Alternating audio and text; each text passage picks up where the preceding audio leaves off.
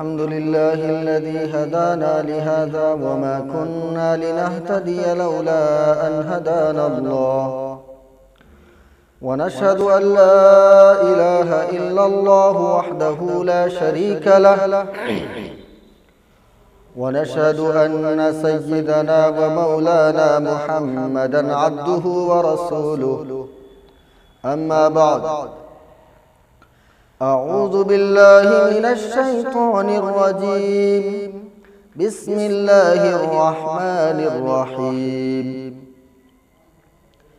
रब्बना वबअस फीहिम रसूलन मिनहुम यतलू अलैहिम आयातिक व युअल्लिमुहुमुल किताब वल हिकमत व युज़क्कीहिम इन्नका अंतल अज़ीज़ुल हकीम आमन्तु बिल्लाहि सदक़ल्लाहु मौलानल अज़ीम। मेरे मोहतरम भाइयों और अज़ीज़ साथियों, जैसा कि आप सबको मालूम है कि जुम्मे के दिन हमारा ये प्रोग्राम नश्र किया जाता है खिताबे जुमा के नाम से। इसीलिए जो लोग हमारे चैनल पर पहली दफ़ा आए हैं उनसे हमारी दरख्वास्त है कि हमारे चैनल को सब्सक्राइब कर लीजिए ताकि हर जुमा का बयान आपके पास पहुंच जाए। मेरे दोस्तों, कई जुमाओं से आप हजरात के सामने सीरतुन नबी सल्लल्लाहु अलैहि वसल्लम के मौजू पर बातें हो रही हैं। मैंने पिछले हफ्ते में बताया था कि हुज़ूर सल्लल्लाहु अलैहि वसल्लम के इस दुनिया में आने से पहले, यानी हज़रत आदम अलैहिस्सलाम के दुनिया में आने से पहले अल्लाह तबारक व तआला ने नबियों से एक अहद लिया था, मीसाक लिया था। वो सारी बातें पिछले हफ्ते मैंने आपको बताई। अब यहाँ पर आज मैं हज़रत इब्राहीम अलैहिस्सलाम के उस दुआ का जिक्र करूँगा जो उन्होंने खाने काबा के सामने मांगी। हज़रत इब्राहीम अलैहिस्सलाम ने अल्लाह तबारक व तआला से दुआ मांगी।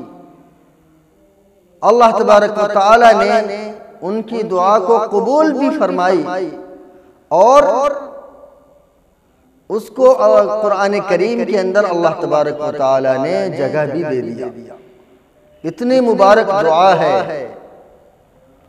वो दुआ कौन सी है जो मैंने खुतबे के अंदर आयत पढ़ी, रब्बना वबअस फीहिम रसूलन मिनहुम यतलू अलैहिम आयातिका व युअल्लिमुहुमुल किताबा वल हिकमत व युज़क्कीहिम इन्नका अंतल अज़ीज़ुल हकीम। हज़रत इब्राहीम अलैहिस्सलाम ने अल्लाह तबारक व तआला से एक दुआ मांगी कि हमारे परवरदिगार हमारी औलाद में हज़रत मुहम्मदुर रसूलुल्लाह सल्लल्लाहु अलैहि वसल्लम को मबऊस फरमाइए। और हज़रत इब्राहीम अलैहिस्सलाम ने हुज़ूर सल्लल्लाहु अलैहि वसल्लम के बारे में जो काम आप सल्लल्लाहु अलैहि वसल्लम इस दुनिया में आकर करते, उन्होंने उस दुआ में उसको जिक्र फरमाया। यतलू अलैहिम आयातिका, के आप सल्लल्लाहु अलैहि वसल्लम उस किताब की तिलावत करता रहे। व युअल्लिमुहुमुल किताब, और कुरान करीम की तालीम लोगों तक पहुंचाता रहेगा। वल हिकमत, और हिकमत की तालीम भी देता रहेगा। व युज़क्कीहिम, और लोगों के दिलों को भी पाक करता रहेगा। यह हज़रत इब्राहीम अलैहिस्सलाम की दुआ है जो बैतुल्लाह के सामने हज़रत इब्राहीम अलैहिस्सलाम ने अल्लाह तबारक व तआला से मांगी। हज़रत इब्राहीम अलैहिस्सलाम ने दो दुआएं मांगी। एक तो हुज़ूर सल्लल्लाहु अलैहि वसल्लम को मांगा दूसरा रब्बी हबली मिनस सालिहीन, कि हमारे परवरदिगार मुझे एक नेक सालेह औलाद अता फरमा। अल्लाह तबारक व तआला ने दोनों दुआएं कबूल फरमाई। अब सवाल ये पैदा होता है कि अल्लाह तबारक व तआला ने दोनों दुआएं क्यों कबूल फरमाई? कि अल्लाह के नबी अलैहिस्सलातु व तस्लीम यानी मुहम्मदुर रसूलुल्लाह सल्लल्लाहु अलैहि वसल्लम को हजरत इस्माइल ज़बीहुल्लाह की औलाद में पैदा फरमाया, और जो एक दुआ मांगी थी रब्बी हबली मिनस सालिहीन, अल्लाह तबारक व तआला ने हजरत इब्राहीम अलैहिस्सलाम को एक औलाद अता फरमाई जिनका नाम इस्माइल अलैहिस्सलाम। उलमा फरमाते हैं कि अल्लाह तबारक व तआला ने हजरत इब्राहीम अलैहिस्सलाम को बहुत सारे इम्तिहानों के अंदर मुब्तला फरमाया। उनके 4 बड़े बड़े इम्तिहानों का जिक्र कुरान करीम में मौजूद है। एक इम्तिहान तो ये लिया गया कि हजरत इब्राहीम अलैहिस्सलाम को आग में डालने का फैसला किया गया। हजरत इब्राहीम अलैहिस्सलाम बगैर सोचे समझे आग में छलांग लगा दी, जिसको कुरान करीम ने कहा कुल्ना या नारु कूनी बरदन व सलामन अला इब्राहीम। हजरत इब्राहीम अलैहिस्सलाम उस इम्तिहान में भी पास हो गए। दूसरा इम्तिहान क्या लिया कि हजरत इब्राहीम अलैहिस्सलाम ने दुआ मांगी थी कि अल्लाह मुझे एक नेक सालेह औलाद अता फरमा। अल्लाह तबारक व तआला ने नेक सालेह औलाद अता फरमा दी। अल्लाह तबारक व तआला की तरफ से हुक्म आया कि जाओ इस बच्चे को जाकर मैदान में छोड़ाओ, जहां पर ना खाने का इंतजाम है, ना पानी का इंतजाम है, ना पीने का इंतजाम है। हजरत इब्राहीम अलैहिस्सलाम बगैर सोचे समझे अपने बीवी बच्चे को ले जाकर वहां छोड़ा। ये दूसरा इम्तिहान था। अल्लाह तबारक व तआला ने इसमें भी कहा कि इब्राहीम तुम पास हो गए। तीसरा इम्तिहान क्या लिया? अल्लाह तबारक व तआला ने फरमाया कि अपने बेटे को अल्लाह के नाम पर कुर्बान करो। ख्वाब में दिखाया गया, हजरत इब्राहीम अलैहिस्सलाम ने बगैर सोचे समझे अपने बेटे के गर्दन पर छुरी चला दी। उसमें भी कामयाबी नसीब हुई। अल्लाह की तरफ से सलामुन अला इब्राहीम का लक़ब दिया गया। और चौथा इम्तिहान क्या लिया कि अल्लाह हजरत इब्राहीम अलैहिस्सलाम को अल्लाह तबारक व तआला ने हुक्म दिया कि जाओ मेरा घर खाने काबा तामीर करो। ये 4 बड़े बड़े इम्तिहान अल्लाह तबारक व तआला ने हजरत इब्राहीम अलैहिस्सलाम से लिया, और हजरत इब्राहीम अलैहिस्सलाम इन चारों इम्तिहान में कामयाब हुए। हजरत इब्राहीम अलैहिस्सलाम की 2 बीवी थी। एक का नाम सारा, जिनके बतन से हजरत इसहाक अलैहिस्सलाम पैदा हुए। हजरत इसहाक अलैहिस्सलाम के बेटे हजरत याकूब अलैहिस्सलाम, हजरत याकूब अलैहिस्सलाम के बेटे हजरत यूसुफ अलैहिस्सलाम, उनकी औलाद में अल्लाह तबारक व तआला ने 18,000 अंबिया किराम को मबूस फरमाया। दूसरी बीवी हजरत हाजरा, उनसे उनके बतन से जो पैदा हुए हजरत इस्माइल ज़बीहुल्लाह, अल्लाह तबारक व तआला ने हुजूर सल्लल्लाहु अलैहि वसल्लम को जब मबऊस फरमाने का इरादा किया तो हजरत इस्माइल ज़बीहुल्लाह की औलाद में आप सल्लल्लाहु अलैहि वसल्लम को मबऊस फरमाया।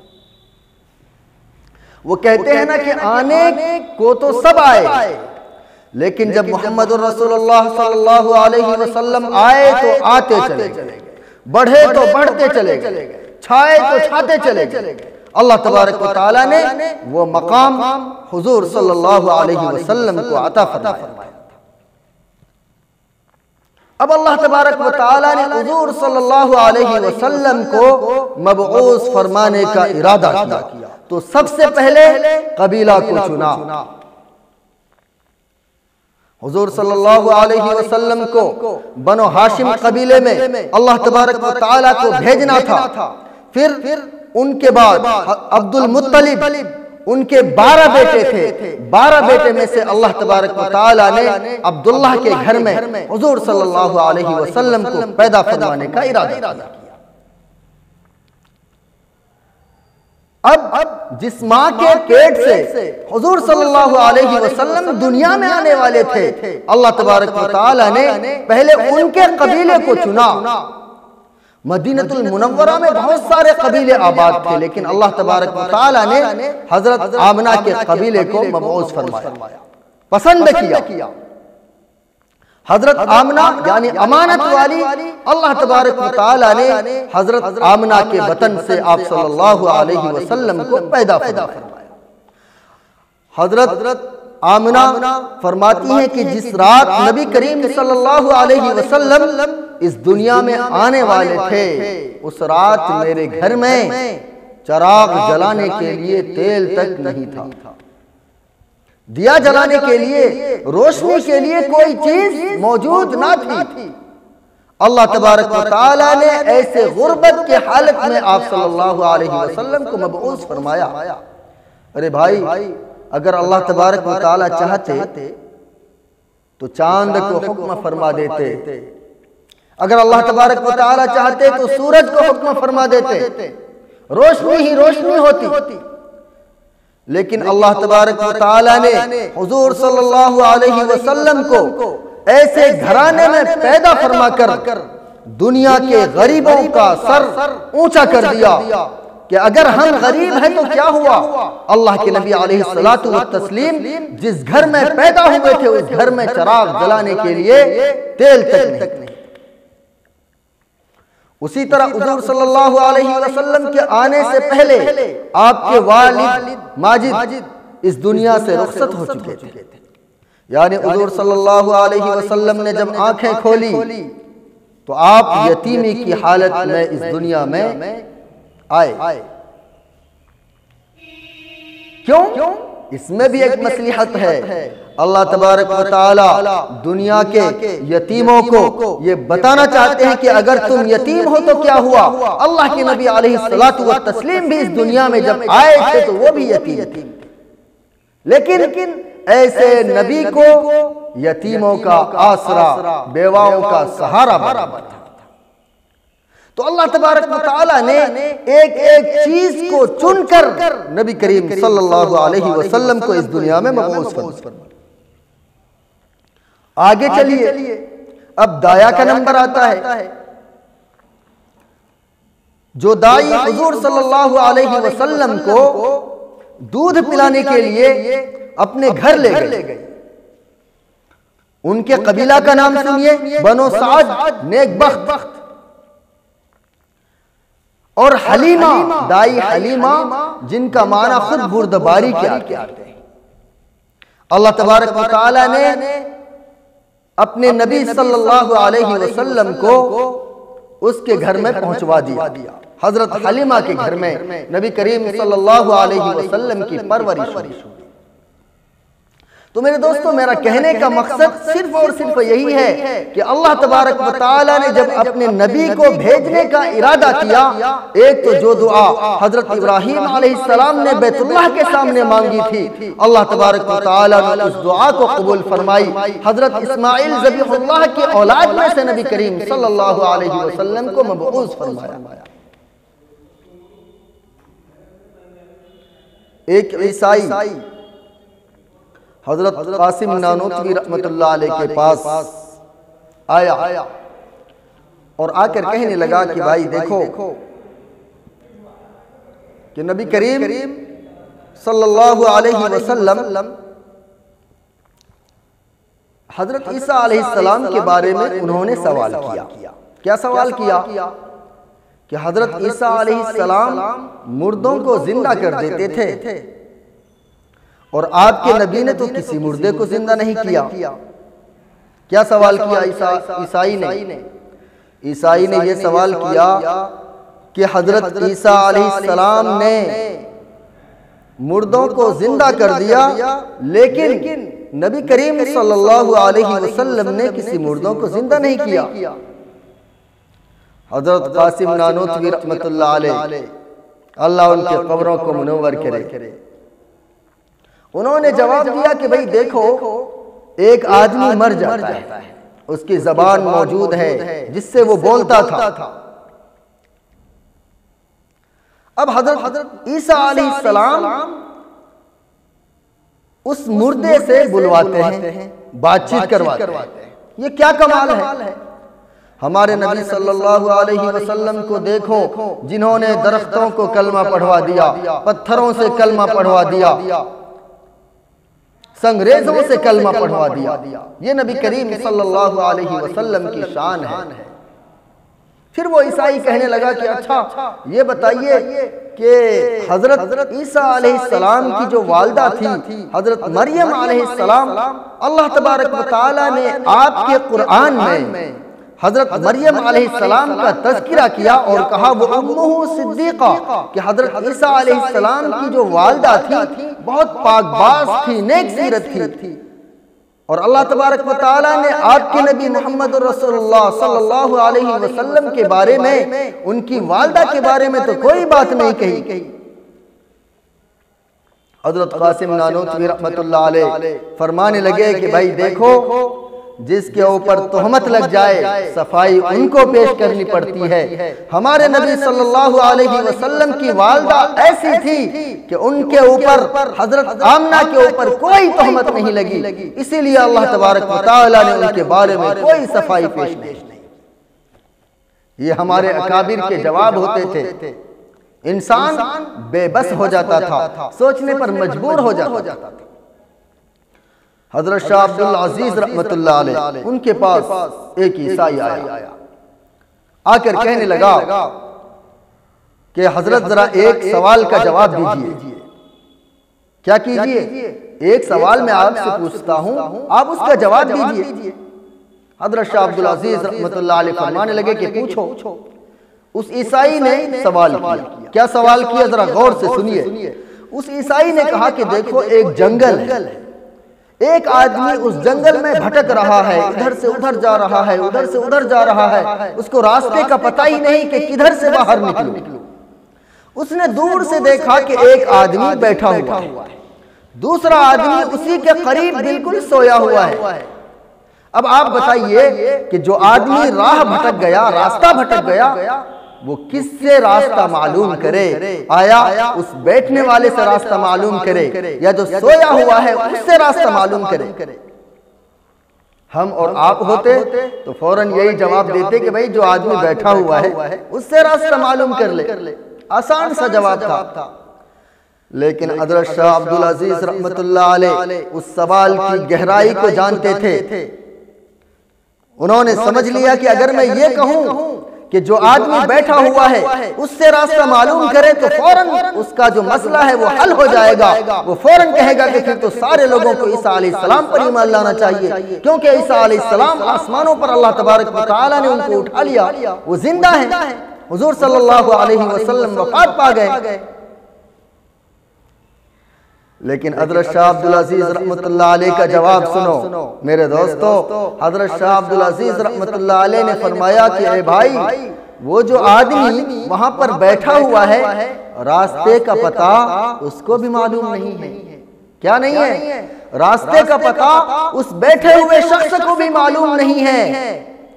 तो इस आदमी को चाहिए कि उस बैठे हुए शख्स के पास जाकर बैठ जाए और उस जगह हुए सोए हुए आदमी का इंतजार करे कि जब वो उठ जाए तो रास्ता मालूम करूं, फिर आगे निकलूं।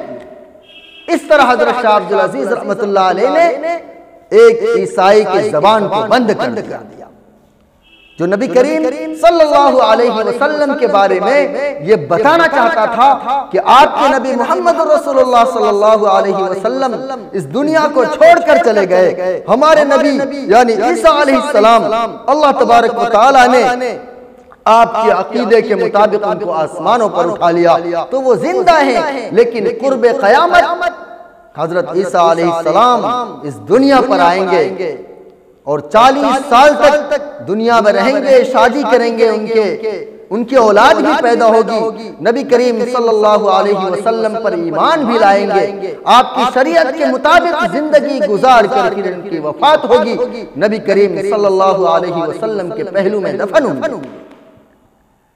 तो हमारे नबी यानी मुहम्मदुर रसूलुल्लाह सल्लल्लाहु अलैहि वसल्लम को अल्लाह तबारक व तआला ने एक एक चीज में ऐसा ऐसा एजाज बख्शा है जो मैं बयान नहीं कर सकता, बल्कि दुनिया का कोई भी मुकर्रिर उसको बयान नहीं कर सकता। ये नबी करीम सल्लल्लाहु अलैहि वसल्लम की शान है। तो मेरे दोस्तों, मैं बता रहा था कि हजरत इब्राहीम अलैहिस्सलाम ने जो अल्लाह से दुआ मांगी थी, नबी करीम सल्लल्लाहु अलैहि वसल्लम उसी दुआ के नतीजे में हजरत इस्माइल ज़बीहुल्लाह की औलाद में मबऊस फरमाए गए। अब आगे की बातें इंशाअल्लाह फिर अगले एपिसोड में मैं आपको बताऊंगा, अगले बयान में बताऊंगा कि नबी करीम सल्लल्लाहु अलैहि वसल्लम इस दुनिया में कैसे आए, बचपन कैसे गुजरा, लड़कपन कैसे गुजरा, जवानी कैसे गुजरी।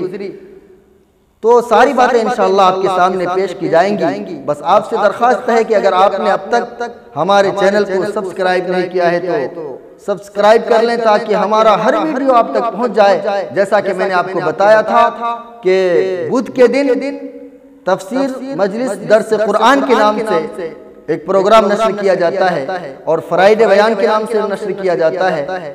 दुआ कीजिए कि अल्लाह तबारक व तआला हम सबको कहने सुनने से ज्यादा अमल की तौफीक नसीब फरमाए।